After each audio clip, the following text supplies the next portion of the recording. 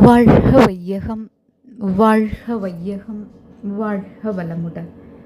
குருப்புகழ் வாழ்க, குருவே துணை. அனைவருக்கும் இனிய காலை வணக்கங்களும் வாழ்க வளமுடன் என்ற வாழ்த்துகளும். மார்கழி மாதம் 8வது நாள். இன்றைய கவி ஒத்து உதவி வாழும் வழி என்று அமைந்துள்ளது. ஒத்து உதவி வாழும் வழி என்ற தலைப்பில் இன்றைய கவியை வேதாத்ரி மகரிஷி அவர்கள் வழங்கியுள்ளார்கள். கவியை காண்போம். செல்வத்தால் செழிப்புடையோர் செல்வத்தின் துணை கொண்டே இல்லாரை சுரண்டுகின்றனர். இது அறமோ சுதந்திரமோ? செல்வத்தால் செழிப்புடையோர் செல்வத்தின் துணை கொண்டே இல்லாரை சுரண்டுகின்றனர். இது அறமோ சுதந்திரமோ? இல்வாழ்வில் இன்னல் பல ஏற்படுத்தி மக்களுக்கு தொல்லை தரும் தனி உடைமை தொலைத்து இன்பம் காத்திடுவோம். இல்வாழ்வில் இன்பம் பல ஏற்படுத்தி மக்களுக்கு தொல்லை தரும் தனி உடைமை தொலைத்து இன்பம் காத்திடுவோம் என்று இக்கவியை பாடியுள்ளார்கள். பொருட்செல்வம் அதிகமாக உள்ள மக்கள் அந்த பொருட்செல்வத்தின் துணையை கொண்டே, அந்த பொருளை கொண்டே இல்லாத மக்களை மேலும் சுரண்டி வாழ்கின்றனர். மேலும் மேலும் பொருள் சேர்க்க வேண்டும் என்ற இந்த கட்டுக்கடங்காத ஆசையினால் தன்னிடம் உள்ள பொருளை பயன்படுத்தியே பொருள் இல்லாதவர்களை மேலும் மேலும் சுரண்டி தங்களுக்கு அதிகமான பொருளை ஈட்டுகின்றனர்.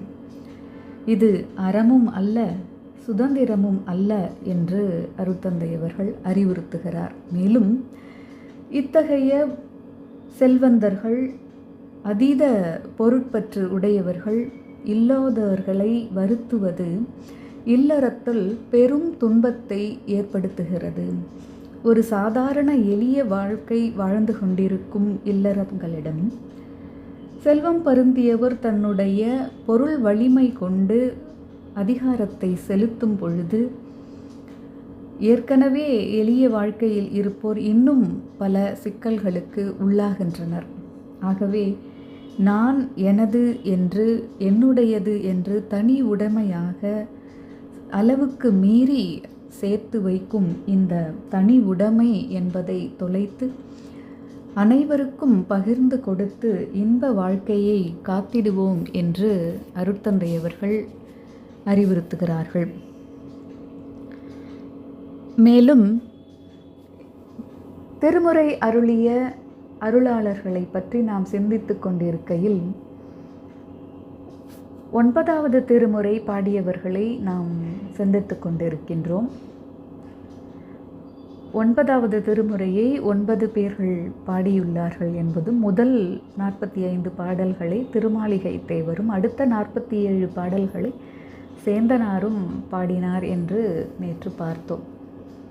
இன்று நாம் அருட்தந்தையின் கருத்துக்கு இணங்க ஒரு அருளாளரை எடுத்துக்கொள்ளலாம்.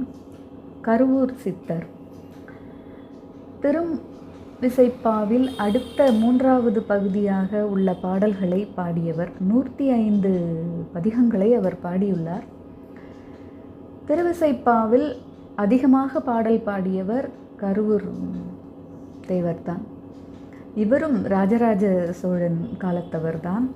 அதோடு 10வது நூற்றாண்டின் இறுதியிலும் 11வது நூற்றாண்டின் தொடக்கத்திலும் வாழ்ந்தவர். ராஜராஜ சோழருக்கும் அவரின் மகன் ராஜேந்திர சோழருக்கும் ஆன்மீக வழிகாட்டியாகவும் பல்வேறு நிலைகளில் அவர்களுக்கு உறுதுணையாகவும் நின்றவர். எவ்வாறு திருமாளிகை தேவர் போகர் சித்தரின் சீடனாக இருந்தாரோ அதைப்போல கருவூர் தேவரும் போகர் சித்தரின் சீடர்தான். ஒரு தீவிரமான, எவ்வாறு சுந்தரர் இறைவன் மீது ஒரு வன் தொண்டர் என்று ஒரு அதிகாரம் செலுத்தக்கூடிய ஒரு பக்தியை கொண்டிருந்தாரோ அதை போலவே கருவூராரும் சிவபெருமானிடம் மிகுந்த பிடிவாதத்துடன் அதிகாரம் செலுத்தக்கூடிய ஒரு பக்தியை கொண்டிருந்தார். இந்த நிலையில் ராஜராஜ சோழன் பெரிய கோவிலை கட்டி கொண்டிருக்கும் பொழுது பெருவுடையாரை பிரதிஷ்டை செய்கின்ற அந்த நேரத்தில் அங்கு அந்த லிங்கம் நிலையாக நிற்க முடியாமல் தவித்தது, சாய்ந்து சாய்ந்து போகின்ற நிலையில் என்ன செய்வது என்று அனைவரும் அங்கே குழம்பும் பொழுது ராஜராஜ சோழனுக்கு பெருத்த குழப்பமும் வருத்தமும் ஏற்பட்டு விட்டது. அந்த நேரத்தில் அங்கு வந்த போகர், கருவூர் சித்தர் வந்தார், இதற்கு வழி சொல்லுவான் என்று கூறுகிறார். பொதிய மலையில் இருக்கும் கருவூர் சித்தரை எப்படி அழைத்து வருவது என்று ராஜராஜன் யோசிக்க, போகர் என்ன செய்கிறார், அங்கு வந்த காகத்தை பிடித்து அதனுடைய காலில் செய்தியை எழுதி கட்டி கருவூர் சித்தருக்கு அனுப்பி வைக்கிறார். அந்த காகமும் பறந்து சென்று கருவூர் சித்தரிடம் செய்தியை கொடுக்கிறது. செய்தியை அறிந்து உடனே புறப்பட்டு வந்த கருவூர் சித்தர் தன் கையாலேயே அந்த பொன் சுண்ணத்தை இடித்து அந்த பெருவுடையார் என்கிற மூலவ மூர்த்தி லிங்கம் நிலையாக ஆடாமல் வழுக்கி கொண்டு செல்லாமல் நிற்பதற்கு பெரும் துணை புரிந்து, கூடவே அந்த பிரதிஷ்டையும் இருந்து கோவில் முடிவது வரையும் பின்பு அந்த பூஜைகளிலும் ராஜராஜ சோழனுக்கு மிக பேருதவி செய்தார் என்பது வரலாறு கூறுகிறது. இதற்கு அடையாளமாக கோவிலின் பெருவுடையாரின் பின்புறத்தில் கருவூராருக்கென்று தனி சன்னதி இருப்பதை நாம் பார்க்கலாம். அதை போலவே கருவூர் சித்தரார் அந்த மருந்து இடிப்பதும் பக்கத்தில் ராஜராஜ சோழன் இருப்பதும் அந்த கோவில்களில் சிலையாகவும் உள் அறைகளில் ஓவியங்களாகவும் நம்மால் காண முடியும்.